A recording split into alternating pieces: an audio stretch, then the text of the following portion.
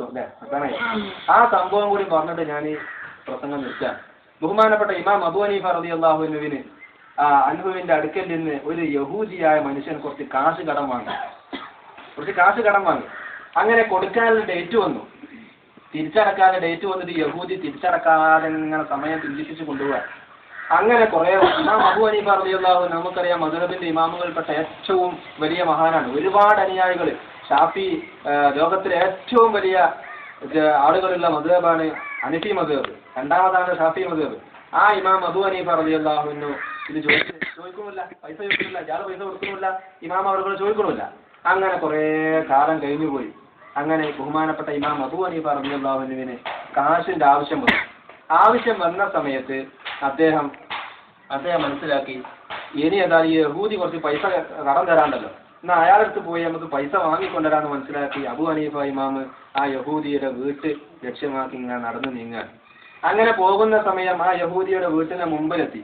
അപ്പൊ യഹൂദി ഇത് വീട്ടിന്റെ ഉള്ളിൽ നിന്ന് ഇങ്ങനെ കാണുന്നുണ്ട്. ബഹുമാനപ്പെട്ട ഇമാം അബൂ ഹനീഫ റളിയല്ലാഹു അൻഹു ഇങ്ങനെ വരുന്നത് കാണുന്നുണ്ട്.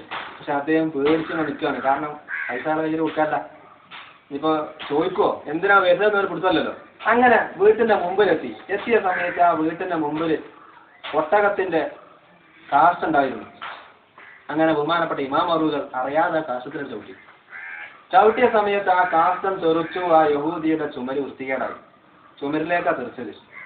അങ്ങനെ ഈ സമയത്ത് ബഹുമാനപ്പെട്ട ഇമാം അബൂ ഹനീഫ റളിയല്ലാഹു അൻഹു അവിടെ നിന്ന് ഇങ്ങനെ ചിന്തിക്കുകയാണ്, പഠിച്ചവനെ ഞാനിപ്പോ എന്താ ചെയ്തത്? കാശ് കടം വാങ്ങാൻ വേണ്ടിയാണ് ഞാൻ വന്നത്. വന്ന സമയത്തോ ഈ യഹൂദിയുടെ വീട്ടിന്റെ മുമ്പിലുള്ള ഈ കാശത്തിൽ ചവിട്ടിയ കാരണത്താൽ കാശൻ ചുമരിലേക്ക് തെറിക്കുകയും ചുമര് വൃത്തികേടാവുകയും ചെയ്തു. ഇനിയിപ്പോ ഞാൻ ആ കാശൻ ചുമരുമെന്ന് ഇങ്ങനെ വരണ്ടി എടുത്തിട്ട് നന്നാക്കുകയാണെങ്കിലോ ആ ചുമരിൽ തേച്ച പൈന്റ് പൊളിഞ്ഞു പോവുകയും ചെയ്യും. ഞാനിപ്പോ എന്താ ചെയ്യാ? ഇതൊരു അക്രമാവുമല്ലോ.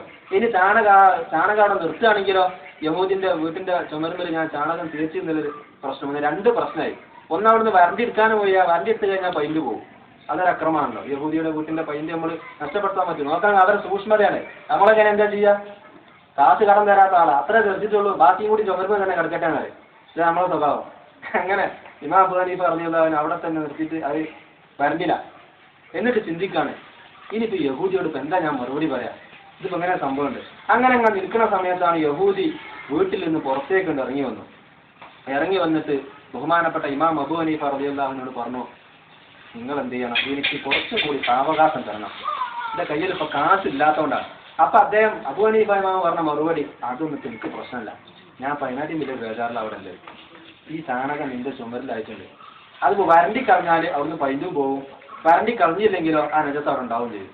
ആ ഒരു ബേജാറില ഞാനല്ലത്. അവിടെ എനിക്ക് കാശ് കിട്ടിയില്ലെങ്കിലും പ്രശ്നമല്ല, നീ പൊരുത്തപ്പെട്ട് വരണം എന്ന് പറഞ്ഞു. ഇതിനൊരു കേൾക്കേണ്ട താമസം ഈ യഹൂദി പിന്നെ മറ്റൊന്നും ചിന്തിച്ചില്ല. അദ്ദേഹം ഇമാം അബൂ ഹനീഫ റളിയല്ലാഹു അൻഹുവിന്റെ കൈ പിടിച്ചിട്ട് അശ്ഹദു അല്ലാ ഇലാഹ ഇല്ലല്ലാഹ് വഅശ്ഹദു അന്ന മുഹമ്മദ് റസൂലുള്ളാഹ് എന്നവർ ഇസ്ലാമിലേക്ക് കടന്നു വരികയാണ്. ഇതാണ് അവരുടെ സ്വഭാവം. ഈ സ്വഭാവത്തിനാണ് ഏത് അക്രമിയാണെങ്കിലും ഏത് കൊടിയ ശത്രുവാണെങ്കിലും അവർക്കൊക്കെ പുഞ്ചിരിയിൽ മറുപടി കൊടുത്തുകൊണ്ട് മഹാനായ ഉസ്താദ് അവറുകൾ മുന്നോട്ട് പോകുന്നത്. ഈ ഉസ്താദിന്റെ പ്രവർത്തനത്തിൽ തീർച്ചയായും നാം എല്ലാവരും പങ്കാളികളാവണം. കേരള യാത്ര ഡേറ്റ് ഒന്നുകൂടെ നിങ്ങളോട് ഞാൻ പറയാണ്. മാനവികതയെ ഉണർത്തുന്നു എന്ന മുദ്രാവാക്യം ഉയർത്തിപ്പിടിച്ചുകൊണ്ട് വരുന്ന 2012 ഏപ്രിൽ 12 മുതൽ 28 തീയതിക്കുള്ളിലായിട്ട് കാസർഗോഡ് മുതൽ തിരുവനന്തപുരം വരെയാണ് ഉസ്താദുകൾ യാത്ര നടത്തുന്നത്. അപ്പോൾ അതിന് സാമ്പത്തികമായി കഴിയുന്ന ആളുകൾ 5000ന്റെ പിരിവിന് ആളുകൾ വരുന്ന സമയത്ത് നിങ്ങളൊക്കെ കൊടുക്കണം. അതേപോലെ പ്രാർത്ഥന, അതാണ് മെയിനായിട്ട് നമ്മൾ ചെയ്യണം. ഉസ്താദ് അവരുടെ ആയുസ് നീട്ടി കിട്ടാൻ വേണ്ടി എല്ലാ സമയത്തും നാം പ്രാർത്ഥിക്കണം. കാരണം നമ്മുടെ ആയുസ് കുറഞ്ഞാൽ നമുക്ക് പ്രശ്നമല്ല, നമ്മുടെ കുടുംബത്തിന്റെ ഒരാൾ പോകുന്നുള്ളൂ. പക്ഷെ ഉസ്താദ് അവറുകൾ ഈ ലോകത്ത് നിന്ന് കേരളത്തിൽ നഷ്ടപ്പെട്ട് കഴിഞ്ഞാൽ അതൊരു തീരാ നഷ്ടം തന്നെ ആയിരിക്കും. അതുകൊണ്ട് ഉസ്താദിന് വേണ്ടി ഏത് സമയത്തും നമ്മുടെ ഉമ്മമാര് അത് പ്രത്യേകം ശ്രദ്ധിക്കുന്ന ആളുകളാണ്. കാരണം ആ ഉസ്താദിന് വേണ്ടി ദുആ ചെയ്യാത്ത ആളുകൾ വളരെ കുറവായിരിക്കും. അതുകൊണ്ട് ആ ദുആയിൽ നാം ഉസ്താദിനെ ചേർക്കണം. ഇങ്ങനെ ഉസ്താദിന്റെ പ്രവർത്തനം വിജയിക്കാൻ വേണ്ടി നാം പ്രാർത്ഥിക്കണം.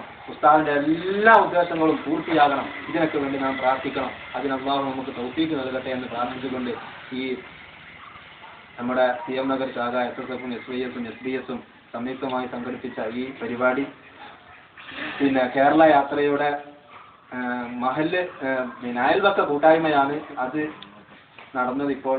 അതുകൊണ്ട് ഇത് ഇവിടെ നിർത്തുന്നു. നിങ്ങളുടെ സഹായ സഹകരണമെല്ലാം പ്രതീക്ഷിച്ചുകൊണ്ട് നിർത്തുന്നു. വാഹു ദഅ്വാന അനിൽ ഹംദുലില്ലാഹി റബ്ബിൽ ആലമീൻ. കാന്തപുരത്തിന്റെ കേരള യാത്രയോടനുബന്ധിച്ച് വെളിയിൽ CN നഗർ എളങ്കാവിൽ സംഘടിപ്പിച്ച അയൽക്കൂട്ട സമ്മേളനം ഒരു